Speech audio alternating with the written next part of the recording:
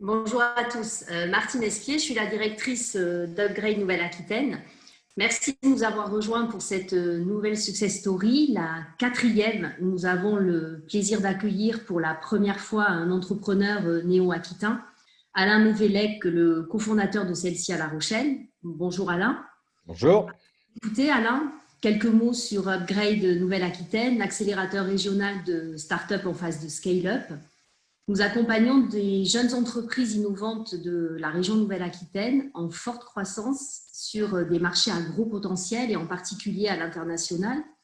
Actuellement, la quatrième promotion comprenant 10 startups est en cours d'accompagnement depuis le mois d'avril. Si le mot intensif et sur mesure est l'ADN d'Upgrade, il trouve tout son sens dans cette période. Pour cette promotion, lancée au tout début de la crise sanitaire, nous nous sommes attachés à rechercher et mettre en œuvre des solutions pour limiter l'impact de la crise sur les entreprises et préparer l'accélération dans quelques mois. Pour cela, nous faisons évoluer en permanence nos programmes individuels et collectifs. Et à ce sujet, merci à nos partenaires, FIDAL, KPMG, EY, le CIC et la Banque Populaire pour leur réactivité et leur disponibilité. Et je terminerai par un exemple très concret. Nous mettons en œuvre actuellement, avec un expert, des ateliers individuels sur la digitalisation de la démarche commerciale et sur le marketing digital pour travailler de nouvelles techniques de vente adaptées au contexte et garder la motivation des équipes. À l'issue de ces séances individuelles, un retour d'expérience lors d'une session collective entre les 10 accélérés sera organisé, le partage et l'échange entre entrepreneurs étant au cœur de notre programme. Alain, à vous, une quarantaine de minutes pour nous raconter celle-ci et son changement d'échelle et 20 minutes de questions. Et ensuite, nous poursuivrons l'échange privilégié avec les 10 entrepreneurs de la promotion. Alain, on vous écoute. Oui, donc bonjour à tous, enchanté, Alain Mévélec, celle-ci. Donc, je vous rassure, je ne suis pas sur le parking, hein, c'est juste une image que j'ai trouvée rapidement à mettre derrière. Euh, oui, 40 minutes, on va essayer de tenir là-dedans, mais je pense qu'il n'y a pas trop de problème. On a évoqué en amont quelques sujets qu'on va plus spécifiquement aborder plus tard, qui sont liés justement à cette notion d'accélération et de structuration. Après, on pourrait parler de 1000 autres sujets, hein, mais on a essayé de se concentrer vraiment sur le cœur du sujet aujourd'hui. Donc, on va y venir après, mais avant, rapidement pour vous présenter celle-ci et déjà me présenter moi. Bon, moi, je suis entrepreneur depuis, depuis toujours. Je crois que je n'ai jamais été salarié dans ma vie. J'ai commencé par travailler dans la publicité. J'avais une agence de publicité à Paris pendant une dizaine d'années. Un jour, les enfants venant, j'ai eu envie avec mon associé de quitter Paris et de me rapprocher de la mer, qui est un peu, qui était un désir autant pour moi que pour mon épouse. Et donc, on a décidé d'aller à La Rochelle. À l'époque, on a créé une autre start-up que celle-ci, qui n'avait rien à voir, hein, qui était un site B2B, B2C,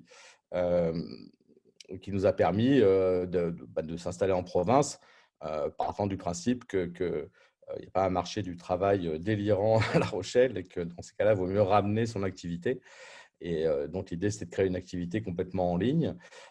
Donc, on a fait cette première start-up B2C donc à La Rochelle qui s'est très bien passée, qu'on a vendue au bout de 4 ans, même 3 ans et demi.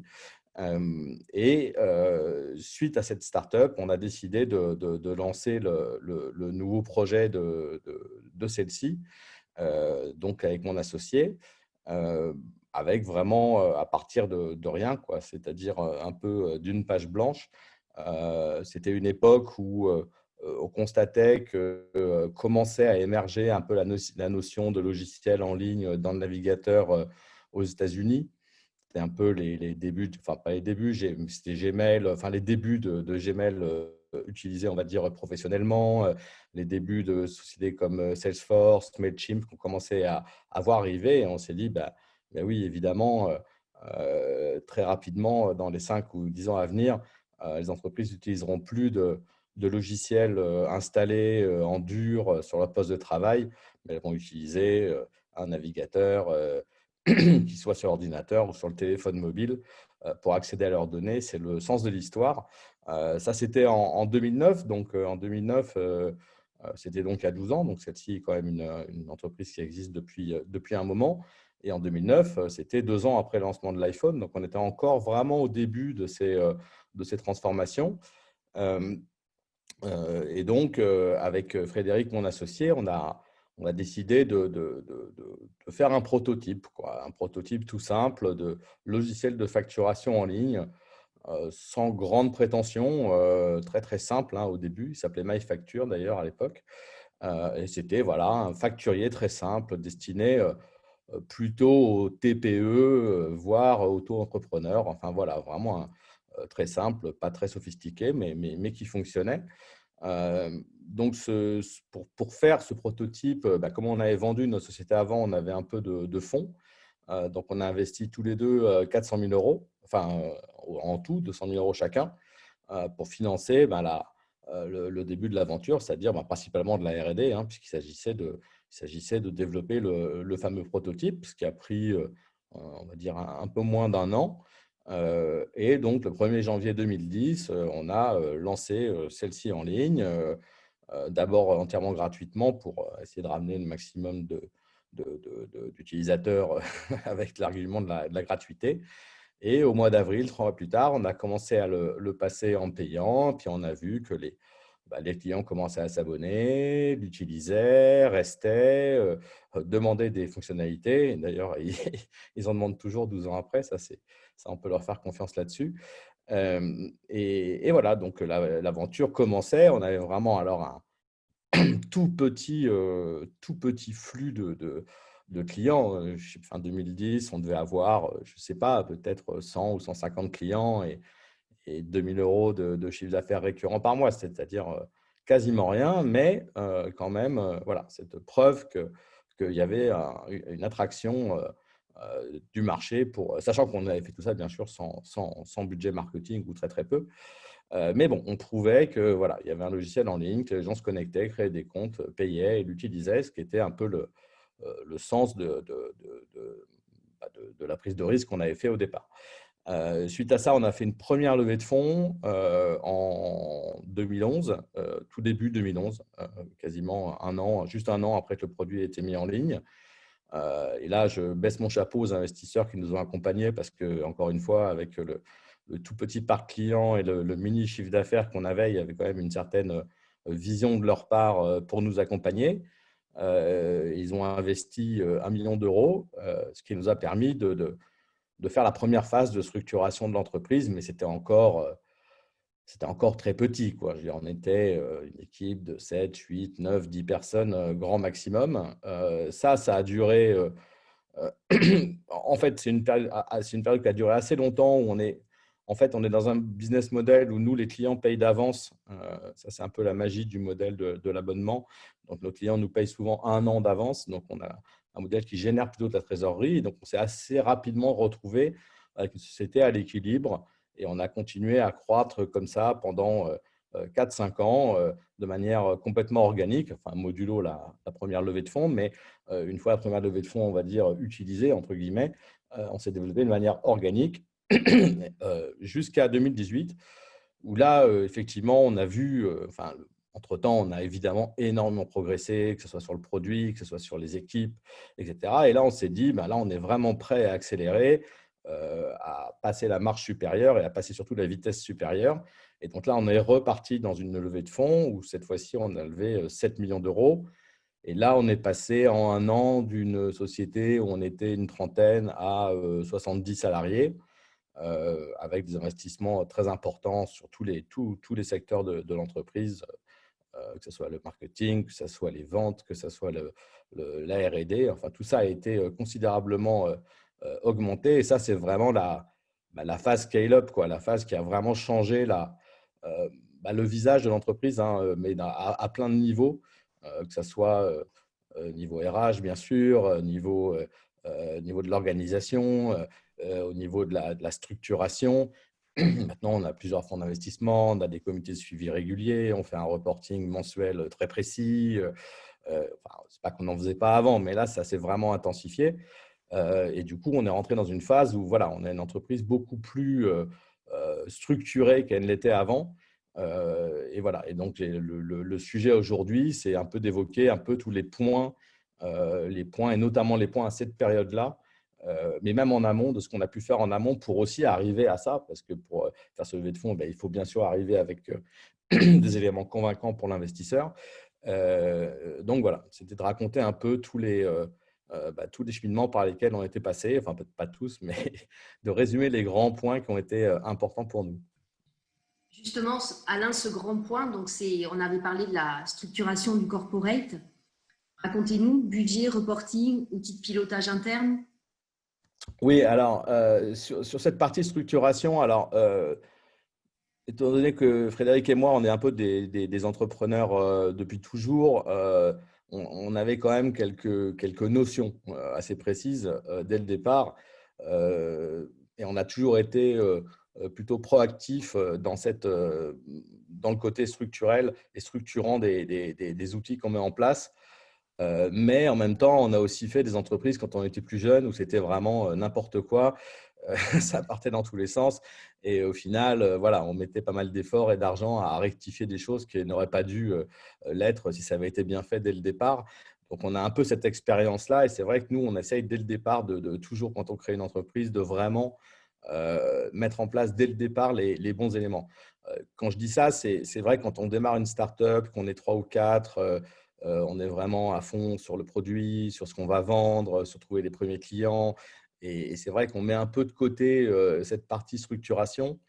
Euh, Avec l'expérience, nous, on sait que voilà, même s'il n'y a pas de levée de fonds prévue, c'est important d'être clair dans sa tête comme s'il pouvait y en avoir une, et d'être capable d'avoir, entre guillemets, un slide deck qui résume l'entreprise dans toutes ses dimensions, que ce soit le business, la stratégie, les RH, le commercial, et de savoir exactement qui on est, où est-ce qu'on veut aller, où est-ce qu'on sera dans 2 ans, que ce soit au niveau du produit ou au niveau de la structure.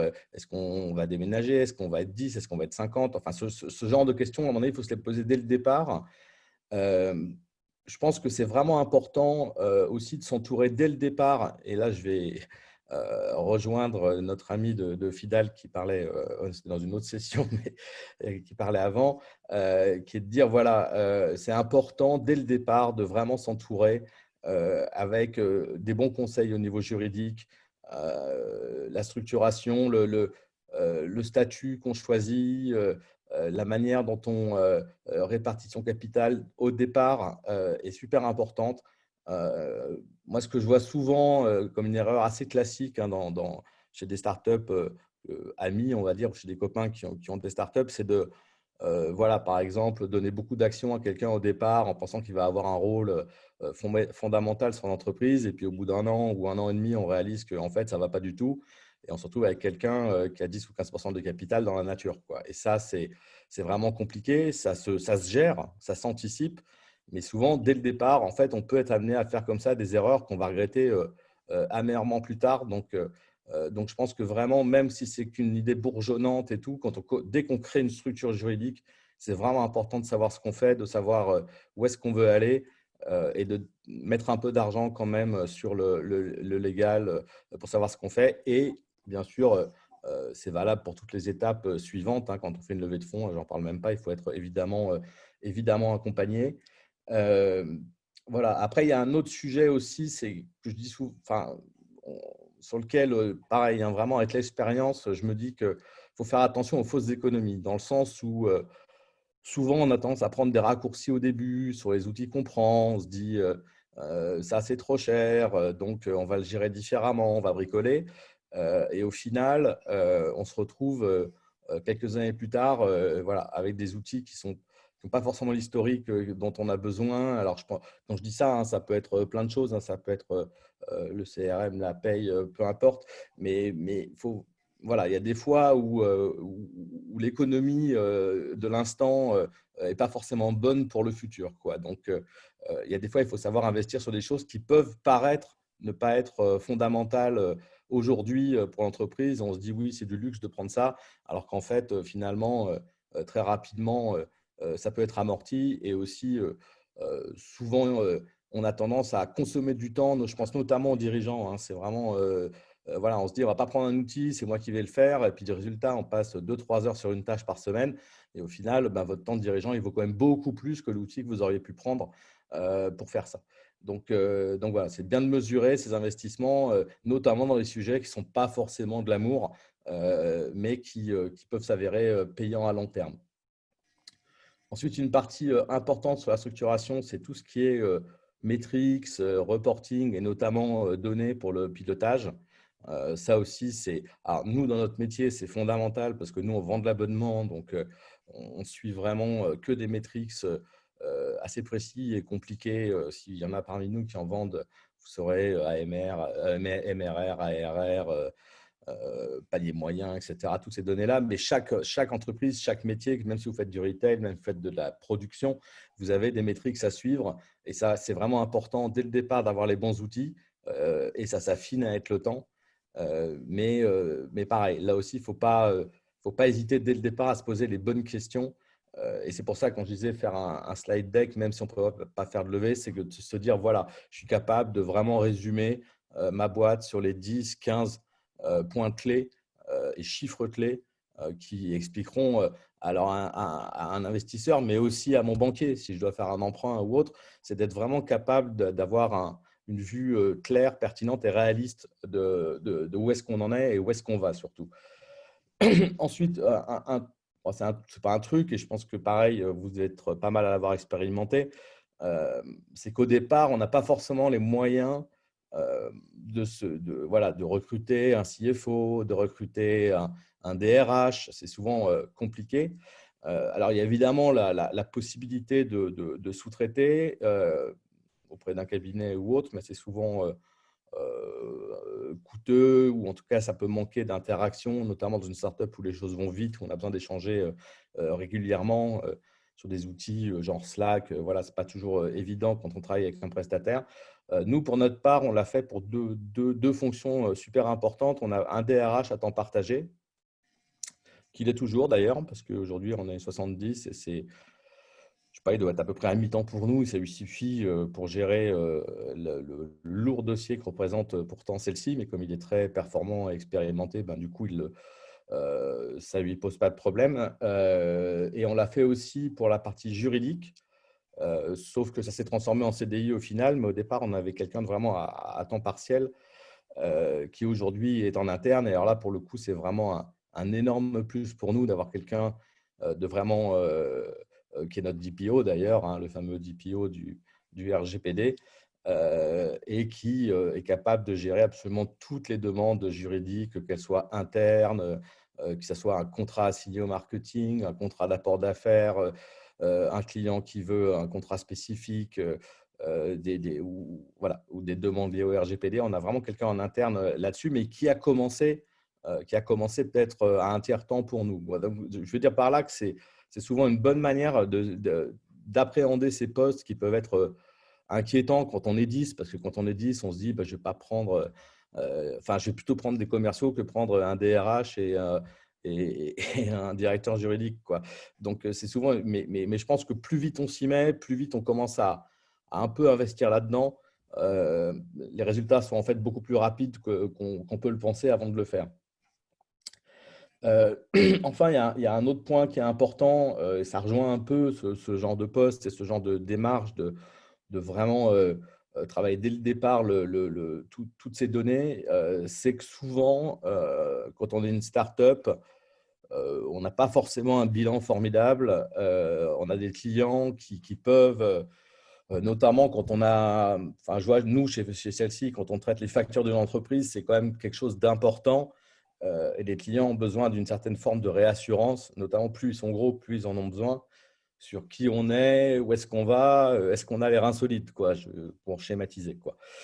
Donc ça, c'est vrai que et quand on arrive avec un bilan, avec les fonds propres dans les chaussettes, ce genre de choses, il faut avoir les arguments pour le défendre, il faut avoir la possibilité d'expliquer au client voilà, que justement, on est une start-up, mais que, encore une fois, on revient toujours à ce slide deck de dire oui, mais on a une vision, on a des investisseurs derrière nous, on a des clients qui nous font confiance, ça fait quand même tant de temps qu'on est sur le marché, on consacre je ne sais pas combien à la R&D tous les ans. Enfin voilà, d'avoir toujours ces arguments, notamment pour contrer cette remarque qui vient souvent quand on va voir des entreprises, notamment des grands comptes, et qu'on est une start-up.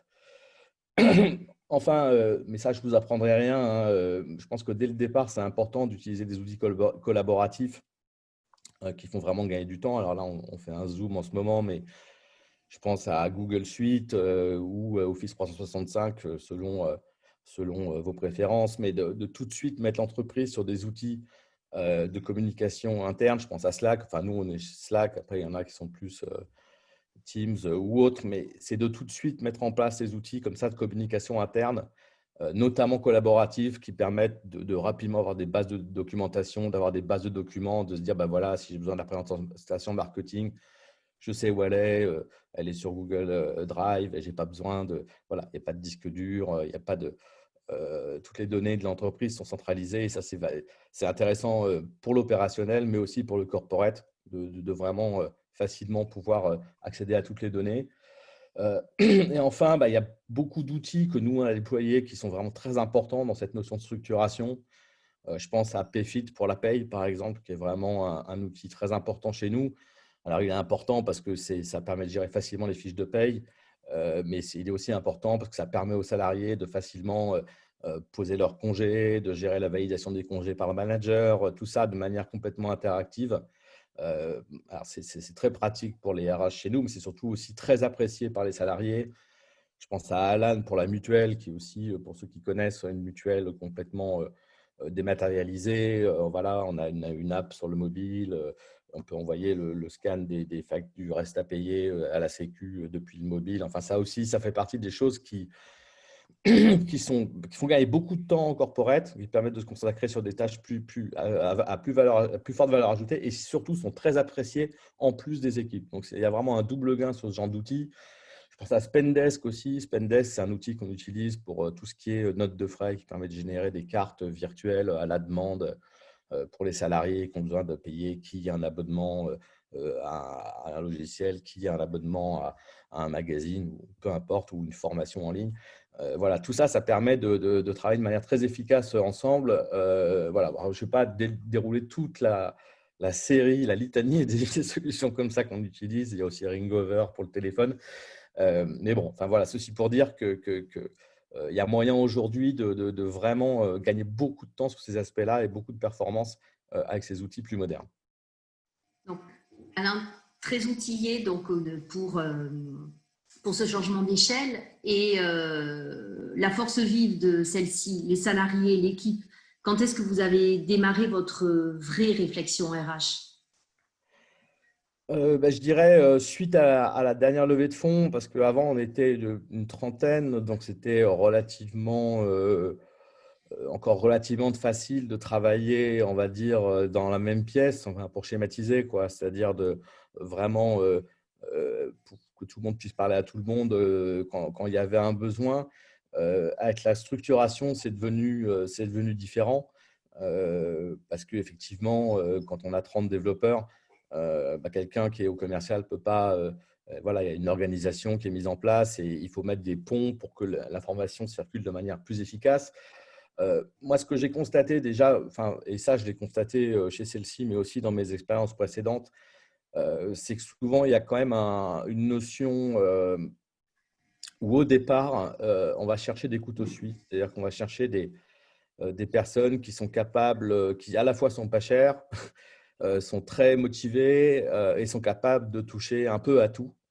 Et ça marche effectivement très bien au démarrage parce qu'effectivement, on a besoin de ça en tant que start-up puisqu'on ne peut pas répondre à tous les postes. Mais nous, on a constaté, encore une fois sur celle-ci, que ce n'est pas scalable, quoi. C'est-à-dire que c'est des profils, à un moment, si on veut être bon, on est obligé de se spécialiser.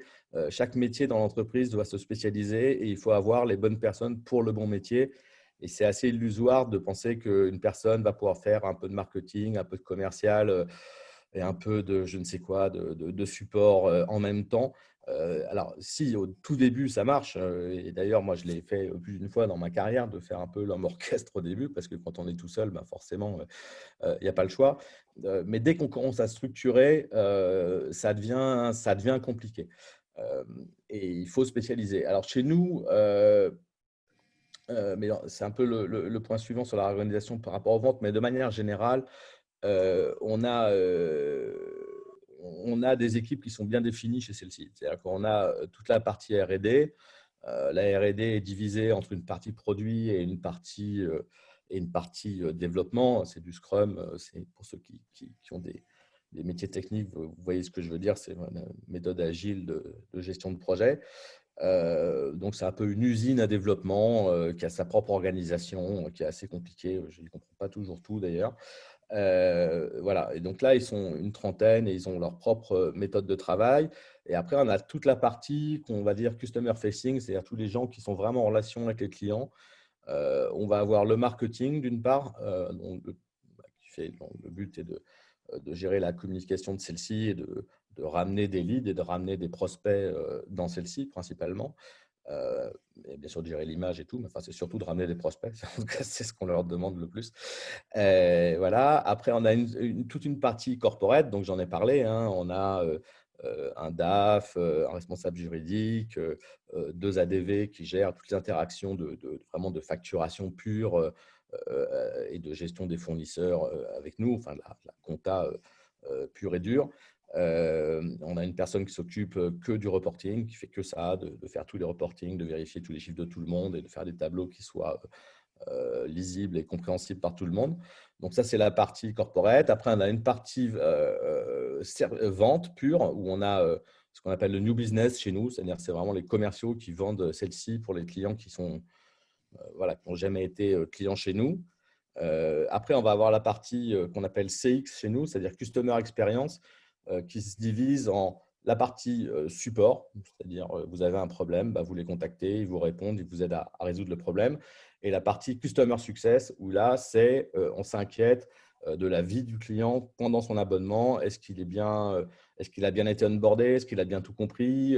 Est-ce qu'on peut l'aider à utiliser mieux celle-ci? Voilà, c'est un peu la partie chouchoutage du client, de faire en sorte qu'il soit satisfait tout au long de son expérience avec celle-ci. Et pour finir, on a une équipe Services. Services, c'est l'équipe consulting chez nous qui va pouvoir assister nos clients pour le paramétrage, la formation, enfin toute la connexion avec des outils externes, etc., qui eux sont vraiment voilà, des consultants. Donc, vous voyez, ça fait quand même pas mal d'équipes et à un moment, il faut essayer de faire en sorte de rester quand même avec cet esprit startup qu'on a. C'est-à-dire qu'il ne s'agit pas de… Voilà, on n'est pas dans une tour à la défense et on ne veut pas dresser des murs entre toutes ces équipes. Donc, c'est pour ça que je parlais de ces outils collaboratifs et de leur importance pour que tout le monde puisse quand même continuer à parler à tout le monde tout en étant organisé pour le meilleur du client, en fait. Donc, voilà. Donc, nous, si par exemple… voilà, vous contactez celle-ci, il y a une bulle de chat sur notre site. Si vous parlez, vous allez avoir directement quelqu'un du support. Mais si votre question concerne le commercial, on va vous rediriger vers le commercial. Si votre question concerne la facturation, on va vous rediriger vers les ADV. Mais on essaye vraiment, voilà, malgré cette organisation un peu forcément un peu spécialisée par métier, on essaye de faire en sorte que ça soit pas trop, ça se ressente pas au niveau du client. Et évidemment, et alors pour finir là-dessus, parce que c'est vraiment le sujet, ça pose 2 soucis. Ça pose le souci que du coup, on se retrouve sur des postes plus spécialisés et qui dit spécialisé dit plus difficile à trouver. Nous, on est à La Rochelle, ce n'est pas le marché, enfin, ce n'est pas la Silicon Valley, on va dire, en termes de salariés. Voilà, il y a des postes qu'on cherche, alors, notamment en développement, mais pas, enfin en technique, mais pas uniquement, hein, même trouver un bon gros hacker à La Rochelle, ce n'est pas évident, quoi. Donc, du coup, il y a quand même un sujet qui est important. Et moi, enfin, c'est vrai qu'au début, quand on crée sa boîte, on ne comprend pas le système des chasseurs et d'aller payer 15, 20 ou 30% d'un salaire annuel pour recruter quelqu'un. Même moi, même si on le fait beaucoup aujourd'hui, moi, j'ai toujours un petit, un petit gap psychologique à accepter ça. Mais à un moment, c'est vrai qu'au début, et même souvent après, on se dit, voilà, je ne veux pas dépenser, un chasseur, c'est beaucoup trop cher, on va se débrouiller, on va recruter nous-mêmes. Et là, quand on cherche vraiment à aller vite et à recruter les bonnes personnes, nous, d'expérience, ce n'est pas la meilleure solution. Parce qu'on se retrouve avec des profils dont on pensait que, mais en fait, ça ne passe pas la période d'essai ou ça ne passe pas 6 mois. Et donc, du coup, cette personne, effectivement, on n'a pas dépensé beaucoup de budget pour la recruter, mais si elle part au bout de 3 mois, c'est 3 mois de retard. C'est 3 mois qu'on ne pourra jamais rattraper. Il faut relancer un recrutement et reperdre 2 mois. Enfin, c'est très vite, très long. Et en fait, aujourd'hui, je pense qu'on a bien compris qu'il valait mieux quand même investir dans de l'accompagnement sur la chasse et sur le recrutement pour être sûr d'avoir les bonnes personnes. Et c'est vrai que depuis 1 an, on fait quasiment plus que ça. Et on a beaucoup moins de turnover, beaucoup moins de faux positifs, de gens qui voilà, qui fitent pas par rapport au poste. Et ça, c'est vraiment important parce que, encore une fois, c'est vraiment, on peut vraiment facilement perdre 1 an ou 8 mois sur un recrutement parce qu'on a recruté quelqu'un, il avait 4 mois de préavis et puis il est arrivé. Et puis au bout de 4 mois de période d'essai, ça ne va pas. Ben voilà, ça fait 8 mois. Et c'est 8 mois pendant lesquels le poste, il n'a pas produit ce qu'il aurait dû produire dans la stratégie, dans ce que vous aviez prévu, quoi. Donc, ça vous fait reculer, en fait, quoi. Donc, ça, c'est vraiment important. Il y a un autre point aussi qui nous est venu vraiment, alors là, pour le coup, avec cette traction, enfin pas traction, mais le côté scale-up, quoi, enfin, cette expansion, on va dire, depuis 2 ans, c'est toute la partie rémunération. C'est assez complexe en fait. C'est vrai que souvent au départ, comme du coup, on est dans une boîte où il y a des gens qui sont arrivés un peu à des périodes différentes et on peut avoir des gens qui ont des salaires assez différents alors que pourtant ils font fondamentalement plus ou moins la même chose. Et ça a été, enfin, c'est vraiment une réflexion qui est assez longue à mettre en place, c'est-à-dire et puis qui peut coûter quand même un petit peu au départ parce que quand vous constatez ce genre de décalage, généralement, ça ne se résout pas par le bas. C'est-à-dire qu'on a plutôt tendance à aligner tout le monde sur la position de celui qui a la meilleure rémunération à poste équivalent. Je ne parle même pas de l'égalité homme-femme. Hein. Chez nous, elle est implicite, mais ça peut au départ, il peut y avoir des décalages comme ça qui peuvent sembler injustes. Donc, à un moment, il va falloir quand même définir une grille précise. Voilà, un poste, tel poste, ben voilà, c'est entre temps et temps, mais ça ne peut pas être 25% que le voisin. Et ça aussi, c'est une contrainte. Hein. Ça peut devenir une contrainte dans le recrutement, donc il faut l'anticiper. Voilà. Mais je pense que c'est important de vraiment garder cette notion que la grille de salaire soit lisible pour tout le monde, quoi. Et tout ça, si vous le faites bien, l'avantage, c'est que, enfin, nous, je pense que chez celle-ci, on a des salariés heureux, ils nous le disent d'ailleurs. Et les salariés heureux, ils vous amènent des opportunités de recrutement. On a beaucoup de recrutements qui passent par de la recommandation interne. Et puis, c'est aussi des gens qui vont être des avocats à l'extérieur. Hein, donc, ça a aussi un intérêt commercial. Ils vont parler de celle-ci positivement, que ce soit sur leurs réseaux sociaux ou autres.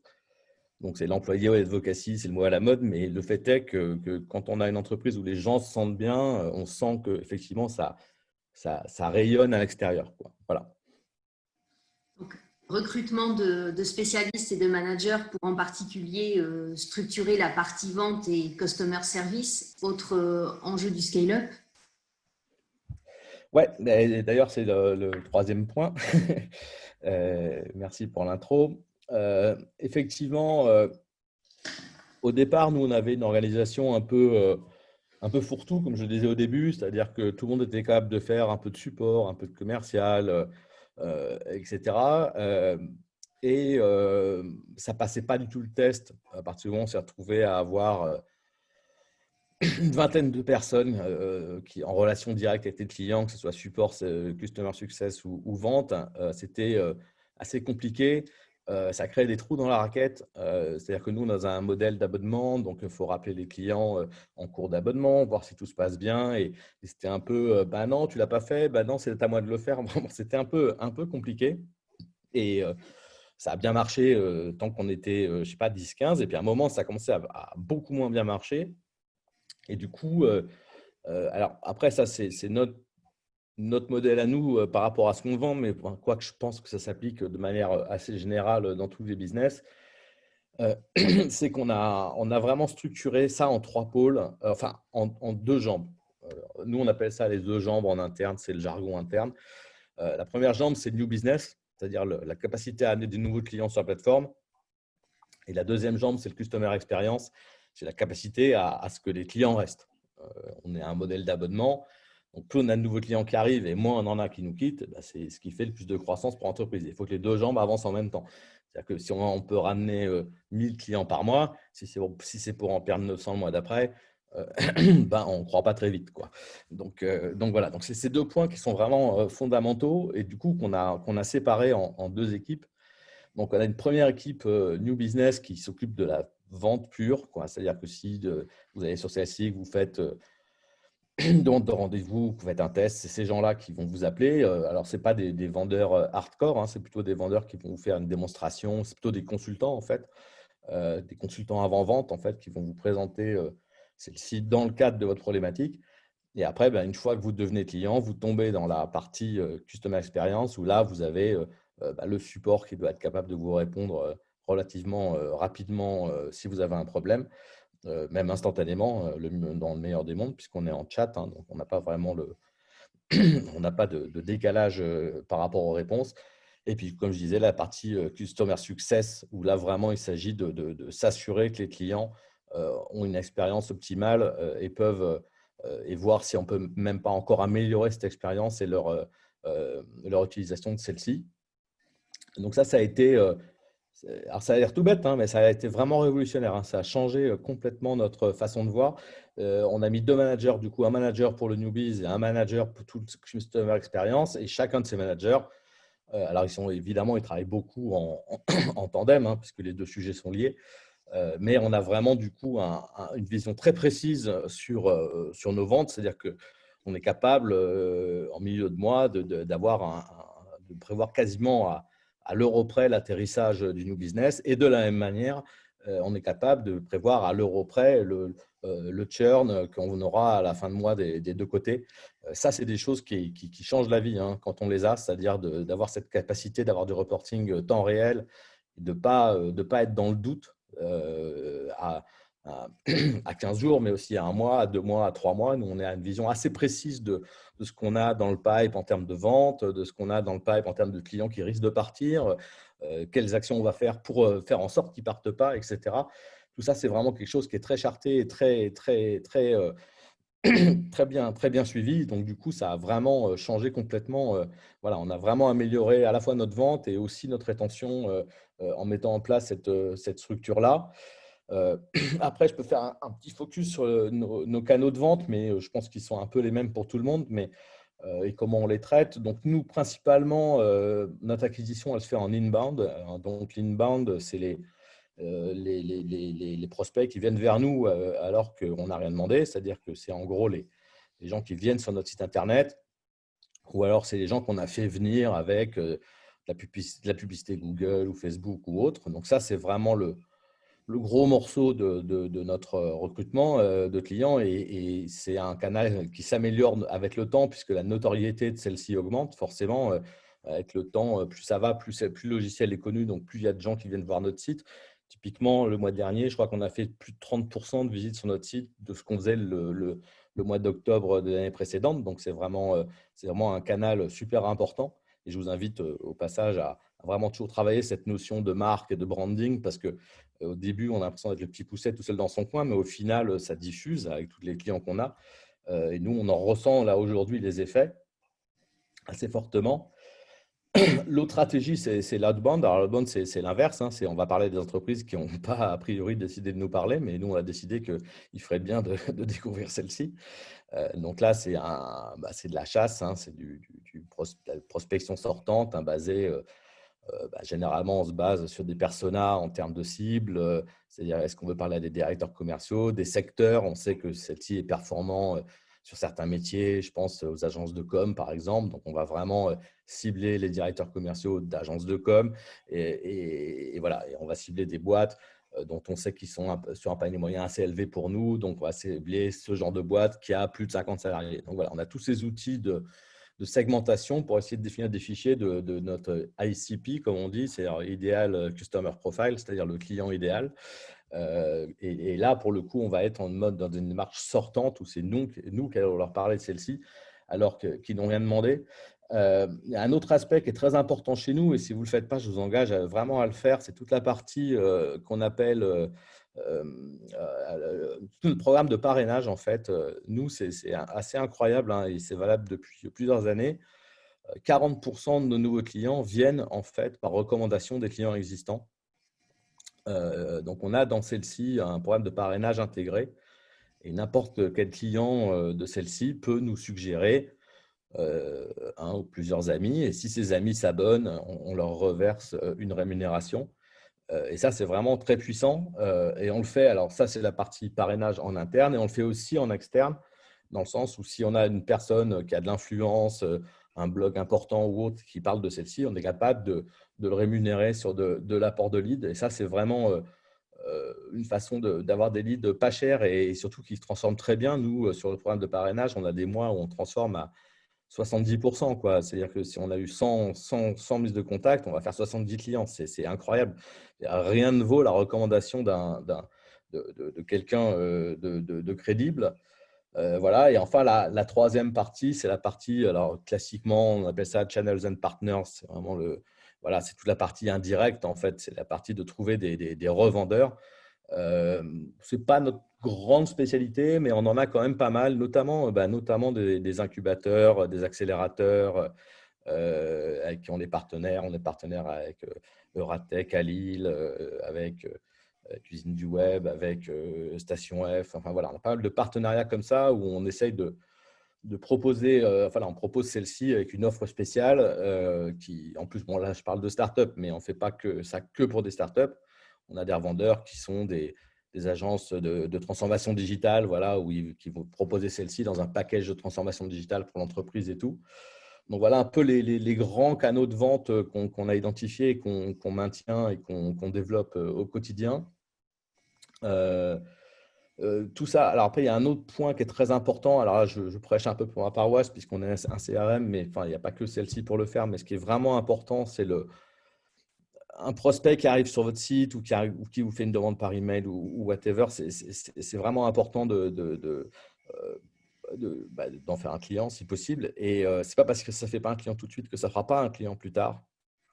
Donc, nous, on a vraiment cette notion de garder les leads dans des boucles, voilà, de les relancer, alors sans être, voilà, sans leur envoyer un mail toutes les semaines, mais de vraiment les garder dans les boucles et de garder cette petite pulsation qui fait que peut-être, alors qu'il n'y avait pas de projet aujourd'hui, peut-être que dans 6 mois ou dans 12 mois, il y aura un projet. Donc, tous ces leads que vous acquérez, c'est vachement important de les garder dans la machine indéfiniment.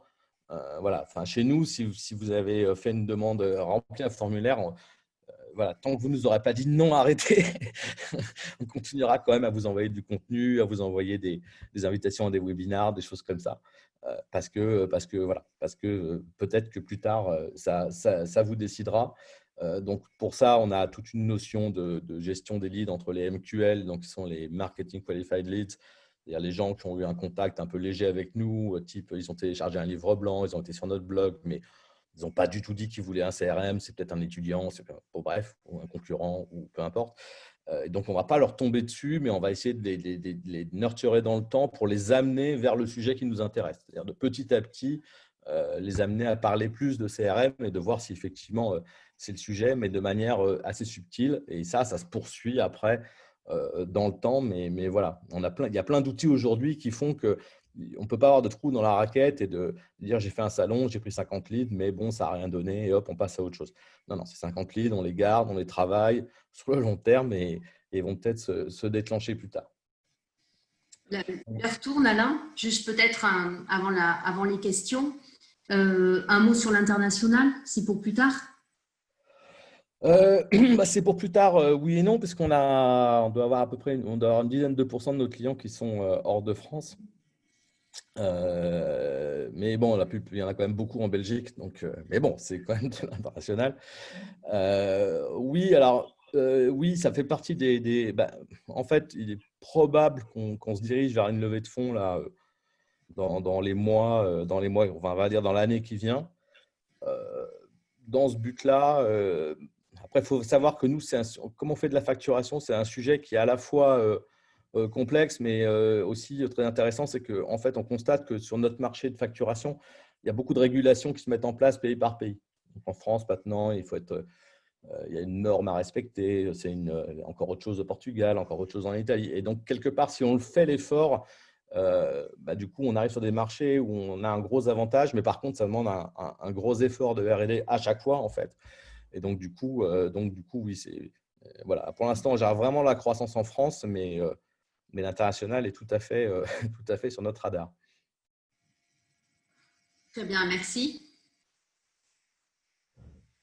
Qui se lance dans la première question?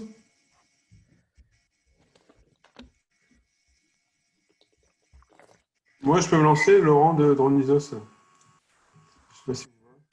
Moi, j'ai une question. Vous êtes client chez moi. C'est vrai, c'est vrai, c'est vrai. Je voulais rebondir sur les profils couteaux suisses qui deviennent spécialistes.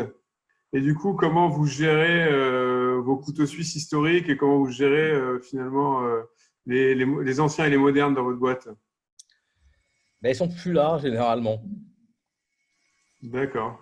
Ils sont plus là, non, en général, ouais, non, ils sont plus là. Ok, ça a été un crève-cœur ou comment ça s'est passé ce changement? Pas forcément, parce qu'il y en a qui ont très bien rebondi ailleurs. Il y en a qui ont créé leur start-up. On a très très peu de départs conflictuels. On n'a même jamais. Donc généralement, c'est plutôt, voilà, on leur dit, voilà, il va falloir que tu rentres dans cette case. Et là, la personne dit, non, j'ai pas envie d'y rentrer. Et puis là, on trouve les solutions, quoi. Généralement, après, ça peut marcher aussi, hein, ça dépend du contexte et de la personne, hein. Il y a des personnes qui sont capables. J'ai des contre-exemples, je veux dire, voilà, évidemment, hein. Mais disons que c'est vrai qu'on a souvent constaté que c'était voilà, très pratique au début, mais difficile à scaler et difficile pour un couteau suisse de revenir en monotâche, en fait, quoi.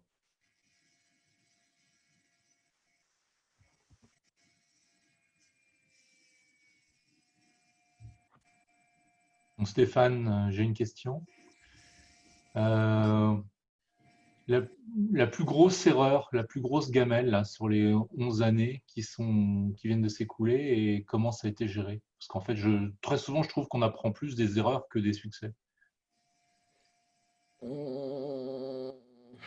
C'est principalement chez nous des erreurs techniques. C'est des erreurs liées au développement quand on prend, enfin, il y a certaines fois où on a pris des mauvais chemins techniques. Et le jour où on s'en rend compte et qu'on veut revenir et refaire, là, c'est très compliqué. Voilà. C'est très compliqué parce qu'on a une plateforme qui, par nature, est très complexe en termes de base de données. Celle-ci, c'est très, très, voilà, c'est très riche et très complexe. Et donc, du coup, même aujourd'hui encore, je ne devrais pas le dire, mais on a quand même un peu trop de bandes passantes à la technique qui gèrent de la dette technique, quoi. Mais bon, c'est inhérent à tous les projets informatiques, hein, mais c'est vrai que des fois, on corrige des choses qui sont là depuis 7-8 ans et on se dit, enfin, ça fait genre 7-8 ans qu'on se dit, il faudrait qu'on le corrige. Et puis, le jour où on se décide à le corriger, du coup, il y a 7-8 ans de données, 1000 clients qui l'utilisent. Et donc, du coup, ça devient plus difficile de faire la révolution, quoi. Donc, c'est plutôt sur la technique qu'on a eu des freins, voilà, des mauvais choix, ce genre de choses. Et avec les investisseurs? Avec les investisseurs comme ça, mais ce n'est pas une mauvaise expérience. Ça peut arriver. Non, alors les investisseurs, c'est quoi la question sur les investisseurs en fait? Est-ce qu'un investisseur, c'est un mariage, hein? on se marie pour quelques années. Et Ouais. des fois, voilà, le mariage tourne au vinaigre. Donc, est-ce que c'est déjà arrivé? Parce que vous Ah avez non, déjà alors, plusieurs étapes de levée de fonds. Donc, voilà, je ne sais pas combien il y a d'investisseurs dans le pool, mais est-ce que tout le monde tire toujours dans le même sens? Voilà, c'est ça la question. bah, en fait, le premier investisseur qu'on a eu, c'est un fonds qui s'appelle Alto Invest, hein, pas de problème pour le dire, qui sont chez nous depuis 12 ans maintenant, enfin 11 ans, puisqu'ils sont arrivés au bout d'un an. Et que, en fait, Alto Invest, on est vraiment un tout petit investissement pour eux. Ils ont vraiment investi un peu au feeling, au coup de cœur sur nous. C'est plutôt c'est un gros fonds FCPI et ils gèrent des boîtes industrielles beaucoup plus grosses que nous, enfin des choses qui n'ont rien à voir. Et donc, voilà, on a toujours eu des très très bonnes relations avec eux, et à tel point ils ont remis au pot à la deuxième levée de fonds. Donc ça, il n'y a pas de sujet, on s'entend très très bien avec eux depuis longtemps. Et après, on a fait venir un autre investisseur qui est Sophie West, qui est le bras armé capitalistique du groupe Ouest France, où qui sont plus demandeurs d'intérêt. Parce qu'en fait, Alto, ils gèrent enfin, je sais pas, ils doivent gérer 300 ou 400 entreprises, donc ils ne vont pas faire des comités de suivi toutes les semaines, c'est sûr. Alors que là, on a un investisseur qui est plus impliqué, mais en fait, ça nous va bien, enfin, jusqu'à maintenant. C'est-à-dire qu'on a effectivement plus de reporting à faire, on parle plus de stratégie avec eux qu'on pouvait le faire avec nos investisseurs historiques. Mais pour l'instant, enfin, so far so good, je touche du bois, ça se passe plutôt très bien et de manière très constructive, quoi. Après, c'est aussi parce qu'on sort voilà, on tient nos objectifs. Voilà, c'est sûr que on sait tous que voilà, la relation avec un investisseur, elle devient tout de suite plus difficile si la société ne produit pas ce qu'elle a promis, quoi. D'accord, merci. Et ceux qui sont entrés les premiers n'ont pas fait pression pour partir, parce que 11 ans, c'est pas mal, hein, s'ils sont arrivés au Ah non, début. mais en fait, Alto, c'est des FCPI. Donc, si vous connaissez, enfin, vous savez, FCPI, c'est un peu les SICAV des startups, on va dire, pour investir dans les startups. Et en fait, au moment où il y a eu le deuxième tour, ils ont liquidé tous les fonds qu'ils avaient investis en 2011 et ils ont réinvesti dans des nouveaux fonds, en fait. Donc, du coup, c'est reparti pour 7 ans, j'ai envie de dire. L'avantage du FCPI. Oui, enfin, bon, tous les fonds d'investissement capital risque, en général, ont un horizon à 5-7 ans. Donc, ça, on le sait, c'est effectivement l'horizon qu'on a aussi avec Sophie West. Après, voilà, après Modulo, a priori, il est probable qu'on fasse une levée de fonds beaucoup plus importante là en 2021, auquel cas on repartira encore pour une durée équivalente, à peu près 5 ans, quoi. Donc, voilà, on n'est pas dans une optique de sortie ou de liquidité à court terme ou à moyen terme, quoi. Enfin, jusqu'à preuve du contraire. Merci.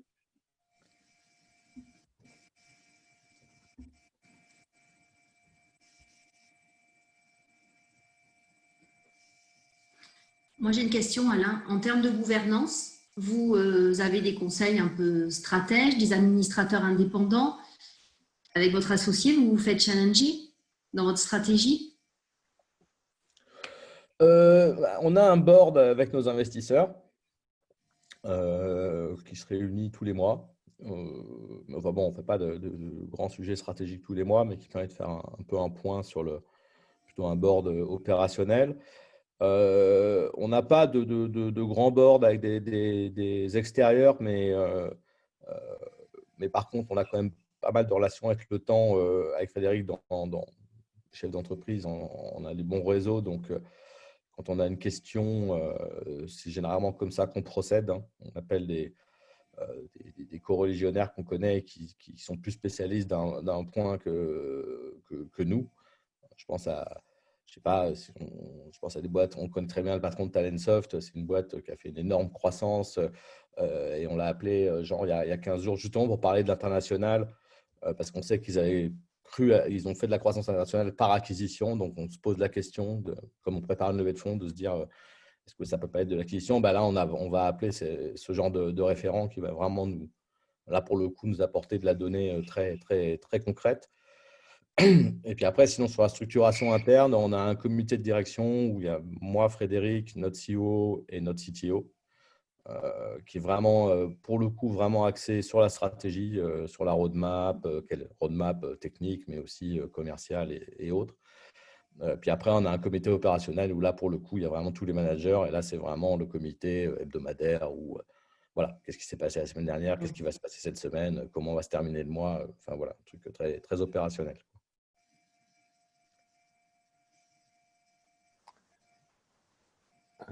Bonjour Alain, si je peux me permettre du coup de poser une question, c'est Charles Scadron d'Ambetix. Là visiblement, donc vous êtes rentable, mais vous continuez les financements. Qu'est-ce que ça vous apporte dans votre stratégie? Enfin, j'imagine qu'à l'échelle de votre entreprise, vous avez déjà répondu à vos enjeux de développement, de structuration de vos équipes. Est-ce que vous pourriez préciser un petit peu ce que ça vous apporte de continuer cette capitalisation? Non, on n'a pas du tout fini. Enfin, voilà, on est 70 aujourd'hui.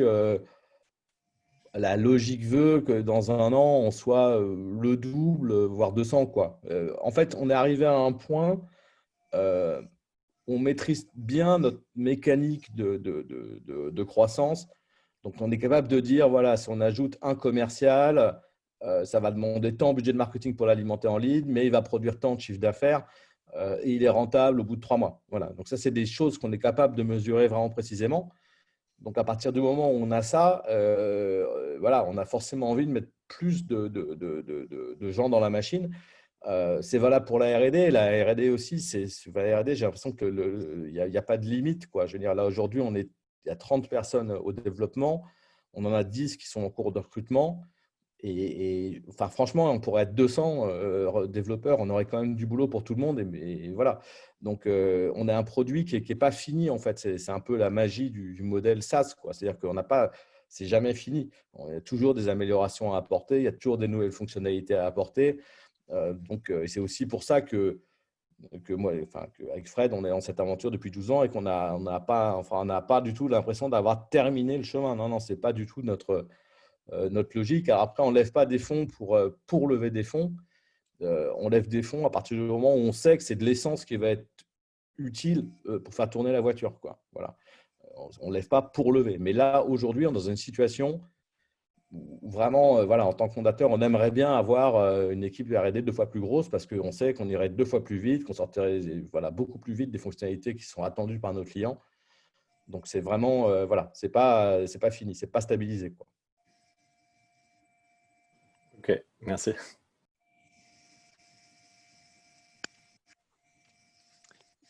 Hilaire Région, si je peux poser une question. Bonsoir tout le monde. Bonsoir Hilaire. Bonsoir Alain. Je rebondis sur la question de la stratégie de croissance qui n'est pas finie. Vous arrivez à vous projeter assez facilement dans cette stratégie-là à moyen terme à La Rochelle?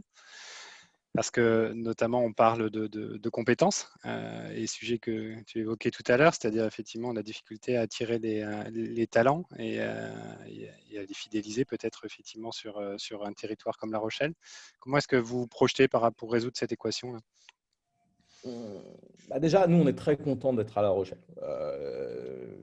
Pour avoir eu des entreprises à Paris auparavant, voilà, on est très content de ce choix. On a peu de turnover. Alors, effectivement, c'est compliqué de recruter, mais une fois qu'on a les gens, ils restent.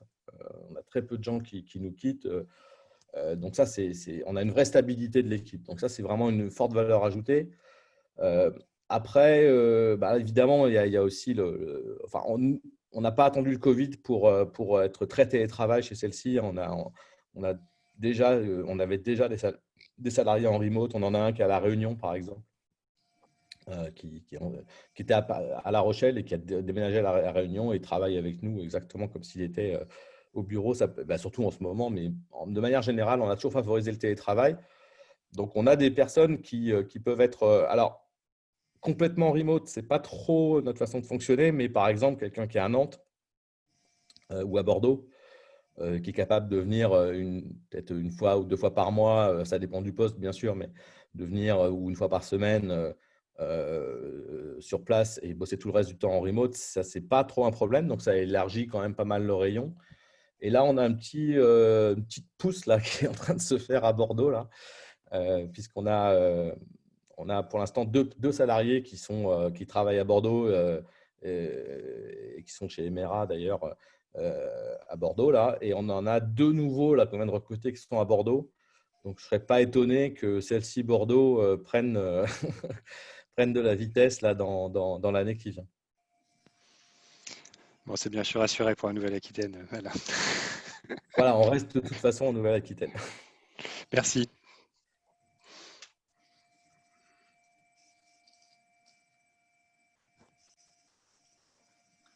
Une autre question? Une dernière?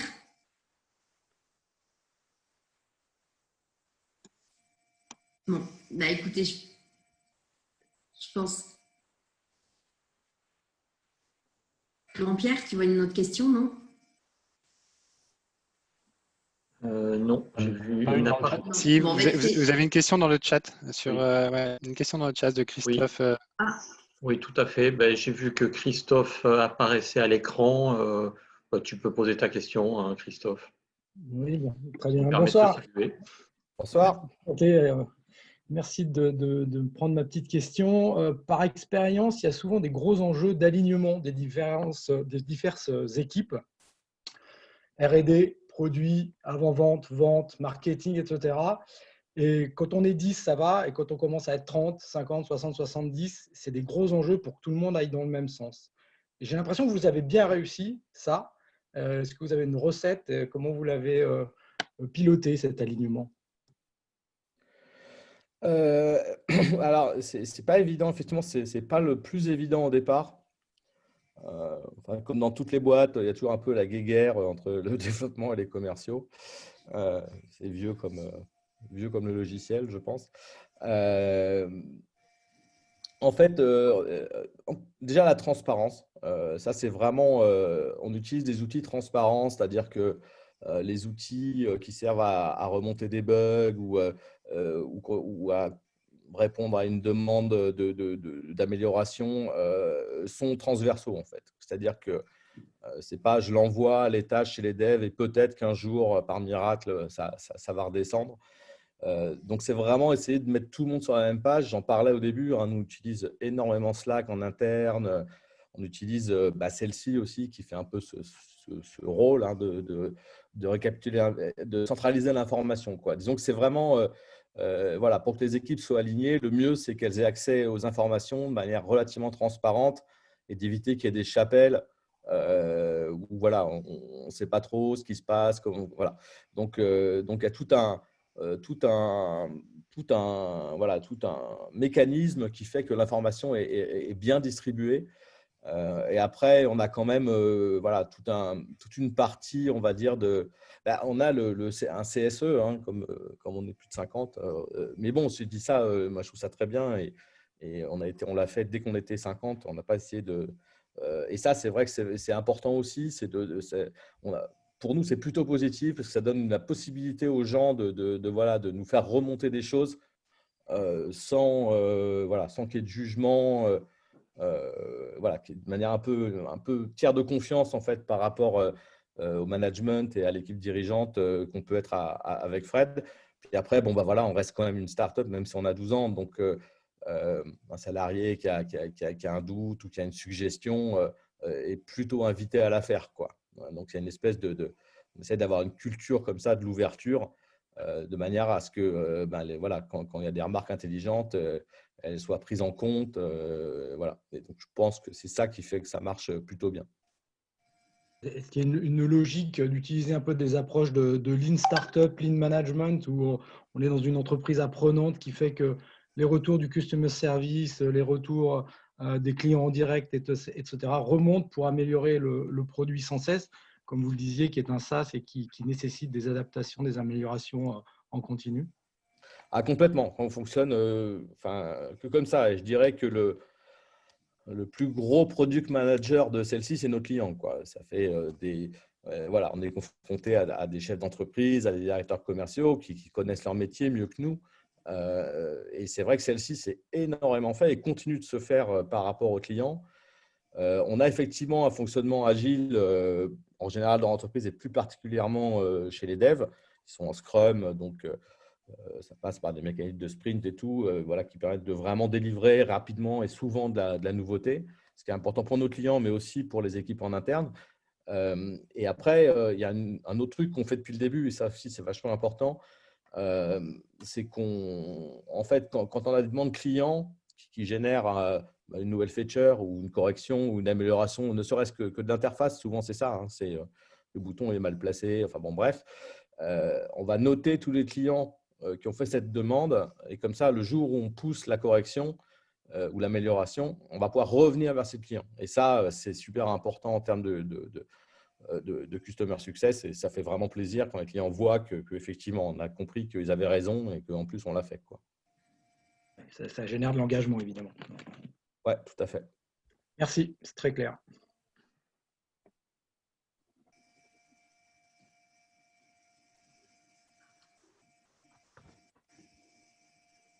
Je pense qu'on va pouvoir clôturer, du moins pour la partie publique, si je puis dire, donc, cette conférence. Un grand merci à tous. Écoutez, j'espère vous retrouver pour la 5e Success Story voilà, dans quelques mois. Merci Laurent-Pierre, mais tu restes avec nous donc de l'équipe COP d'Unitech, qui est l'opérateur d'Upgrade. Donc de rester avec nous hein, pour la partie technique. Et puis à très vite à tous. Bonne soirée.